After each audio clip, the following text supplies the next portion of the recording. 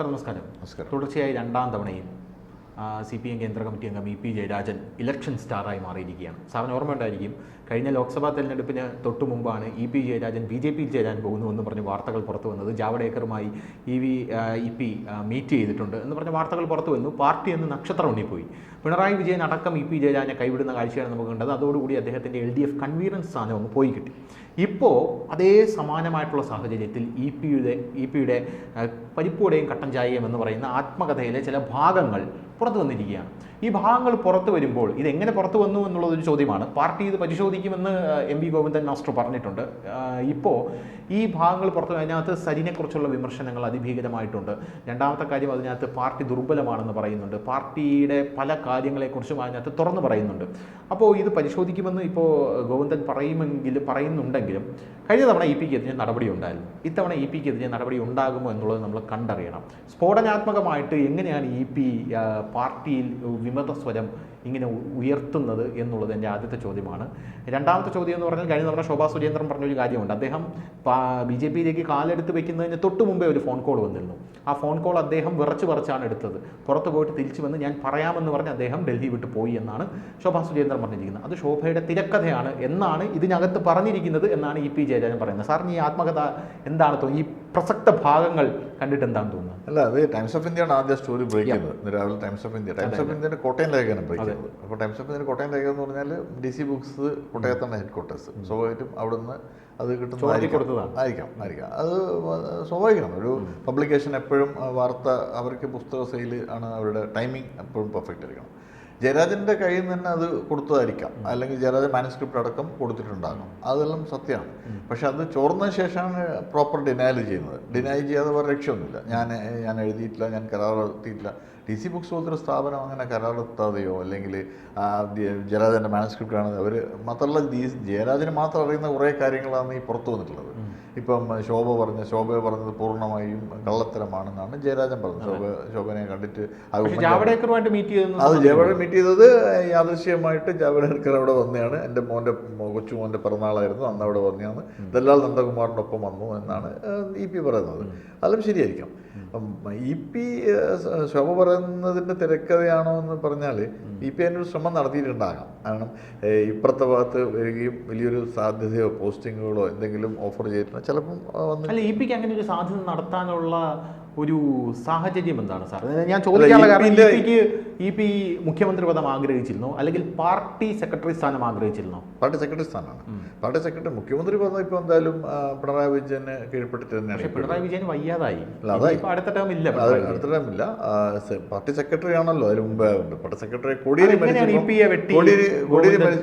മരിച്ചപ്പം കോടിയേരിക്ക് ശേഷം EP ആവുമെന്ന് EP പ്രതീക്ഷിച്ചിട്ടുണ്ടായിരുന്നു.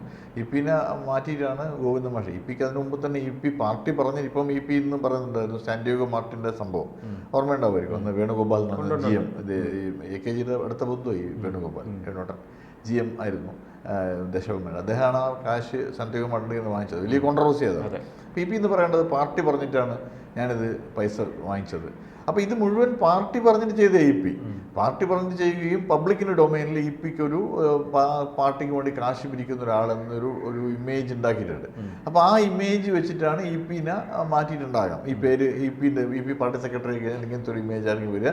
അപ്പം എന്താ, തിയറിറ്റിക്കലി പ്യൂരിറ്റൈൻ ആയിട്ടുള്ള ഗോവിന്ദൻ മാഷ്, നീട്ടിയും കുറുക്കിയൊക്കെ പാർട്ടിയുടെ ഐഡിയോളജിയും തത്വവും പറയുന്ന ഗോവിന്ദൻ മാഷ് അവിടെ പാർട്ടി സെക്രട്ടറി. പാർട്ടി കുറച്ചുകൂടെ ഒരു ഐഡിയോളജിക്കൽ മൂറിങ്സിലേക്ക് പോകും. അങ്ങനെ അതായിരിക്കും അതിൻ്റെ വ്യാഖ്യാനം. സത്യസന്ധമായിട്ട് ആവുന്നതല്ല. EP ഒരു ത്രെറ്റാണ്. EP-യുടെ വഴികളിലൂടെ EP-ക്ക് സഞ്ചരിക്കാൻ പറ്റും. EP പാർട്ടിനെ വേണമെങ്കിൽ EP-ക്ക് പാർട്ടിനെ ഹൈജാക്ക് ചെയ്യാൻ പറ്റും. അങ്ങനെയൊക്കെയുള്ള ഒരു പവർഫുൾ പൊളിറ്റീഷ്യനാണ് EP. അതായിരിക്കാം സ്വാഭാവികമായിട്ടും EP-നെ അന്ന് സൈഡ് ലൈൻ ചെയ്യേണ്ട ഒരു കാരണം. EP ഒരു പവർഫുൾ പൊളിറ്റീഷ്യൻ ആണോ?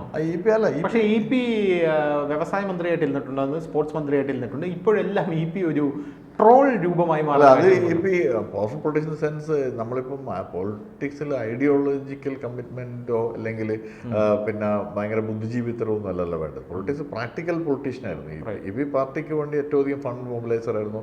ഇപ്പം പാർട്ടിയിൽ കേരളത്തിലെ എല്ലാ മുതലാളിമാരെയും ഒക്കെ അടുപ്പിച്ചൊരു EP തൃശ്ശൂർ ജില്ലാ സെക്രട്ടറി ആയിരുന്നു, ഇൻചാർജ് ആയിരുന്നു.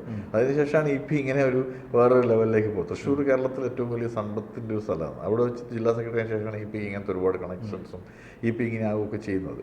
അപ്പോൾ ഇന്ന് പറഞ്ഞ സാധനം തന്നെ ഇ.പിൻ്റെ വഴിയിൽ തന്നെ പോയതായിരിക്കാം, അല്ലെങ്കിൽ ഇ.പിൻ്റെ മാനസ്ക്രിപ്റ്റിനായിരിക്കും, അല്ലാതെ DC ബുക്സ് ഏറെന്നൊരു സാധനം എടുത്തിട്ടില്ലല്ലോ, സംഭവിക്കില്ല. പിണറായി വിജയനുമായിട്ട് ഇ.പി എപ്പോഴാണ് തെറ്റിപ്പിരിയുന്നത്? പിണറായിനോട് പൂർണ്ണമായും തെറ്റിയോ അറിയില്ല. എന്തായാലും നിശിതമായിട്ടുള്ള വിമർശനമാണ് ഇതിനകത്ത് ഈ പുസ്തകത്തിൽ നിശ്ചിതമായ വിമർശനം ഉന്നയിച്ചിട്ടുണ്ട്. രണ്ടാം പിണറായി സർക്കാർ അധികം അകൽച്ചയുണ്ട്, അത് നിർബന്ധമായിട്ടുണ്ട്, അകൽച്ചയുണ്ട്. അല്ലെങ്കിൽ ഇടതുപക്ഷ മുന്നണി കൺവീനർ സ്ഥാനം ഇ.പിനെ മാറ്റും. ഇ.പിനെ മാറ്റി ടി.പി. രാമകൃഷ്ണൻ പോലത്തെ ഒരാൾ ഇടതുപക്ഷ മുന്നണി കൺവീനറായി വരികയല്ലേ. അപ്പോൾ ഇ.പി അത് ഗോവിന്ദ മാഷും ഇ.പിയും തമ്മിൽ നേരത്തെ മുതലേ സ്വരച്ചർച്ച ഇല്ലായിരുന്നു എന്നാണ് പറയുന്നത്. ഇപ്പം DYF-ന്റെ ആദ്യ അഖിലേന്ത്യാ പ്രസിഡന്റായിരുന്നു. അത് നമ്മൾ ആലോചിക്കണം. DYF-ന്റെ ആദ്യം ഓൾ ഇന്ത്യ പ്രസിഡന്റായിരുന്നു. ഇന്നും പാർട്ടിയുടെ കേന്ദ്ര കമ്മിറ്റി മെമ്പറാണ്, ശക്തനായ നേതാവാണ് കണ്ണൂർ ജില്ലയിൽ. പിന്നെ വേറൊരു കാര്യം, ഇ.പി വളരെ അധികം പുറത്തുള്ള ആളുകളെയും സഹായിച്ചിട്ടുള്ള ആളാണ്. പാർട്ടീൻ്റെ പുറത്തുള്ള മറ്റുള്ള ജനകീയ മുഖമായിരുന്നു.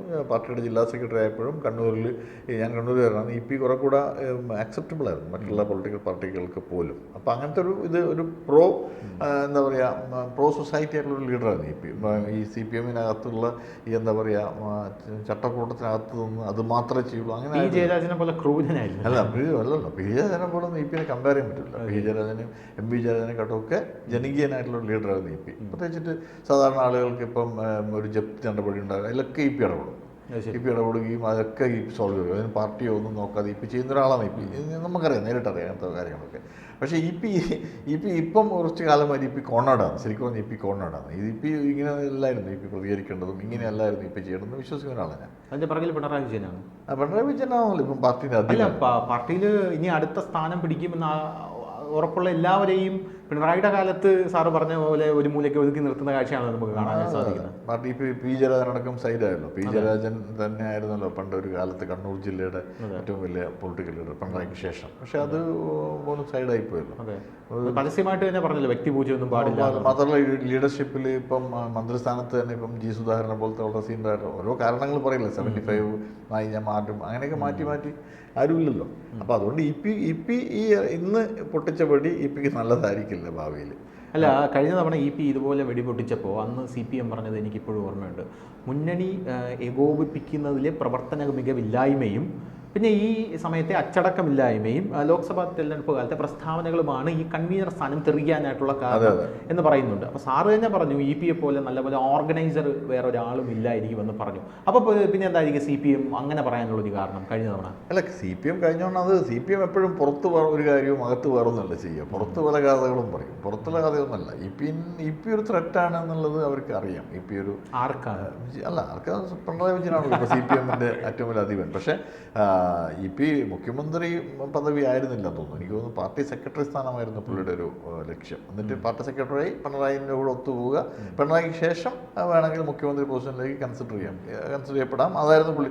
അത് മുഴുവൻ ജിയോപഡൈസ്ഡ് ആയി പോയല്ലോ. ഗോവിന്ദ മാഷ് വന്നതോടുകൂടി പുള്ളിയുടെ ബാലൻസ് തെറ്റിപ്പോയി. അതോടുകൂടി ഗോവിന്ദ മാഷ് പാർട്ടി സെക്രട്ടറി, ഗോവിന്ദ മാഷോട് ഒരുപാട് സീനിയർ ആയിട്ടുള്ള ആളാണല്ലോ ഇ.പി. അതെ, ഒരുപാട് സീനിയറാണ്.